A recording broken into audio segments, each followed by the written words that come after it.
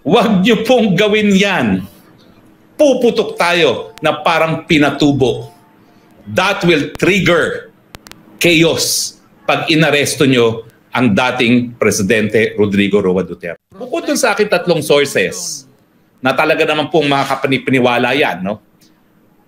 Eh bakit pa kayo maghahanap ng source? Eh nagsalita na yung complainant labang kay Pangulo Duterte, si dating Senador Trillanes. Anong sabi niya? Tapos na ang investigasyon, ang susunod na lalabas na ang warrant of arrest. Di ba sinabi niya yan? Eh bakit pa kayo nagdududa na mangyayari yan? Eh siya ang complainant. Bakit? Ay nasa dyaryo ngayon, yung mag-amang Romualdo na Camiguin, nagsasabi na yung sinabi daw ni Presidente na dapat maghiwalay ang Mindanao, eh secession. Yung dating tao ni Presidente Duterte, Secretary Anyo at Secretary Galvez, anong sabi nila? We will meet any threat to secede from the Republic with force. Abay baka kasuhan nila ang dating Presidente ng sedition. At sinabi nga nila, we will not hesitate to use force. O, nagtataka pa ba kayo na posible talaga na maaresto ang Presidente Duterte either because of an ICC warrant of arrest or dito sa lokal? Huwag niyo pong gawin yan.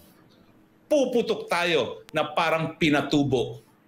That will trigger chaos pag inaresto nyo ang dating Presidente Rodrigo Roa Duterte. Pero anong mensahe sa mga pangyayari? Posibilidad pa lang nagkakagulo na ang taong bayan.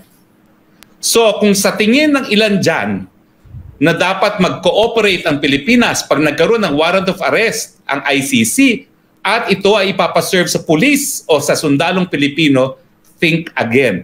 Talaga pong magkakagulo.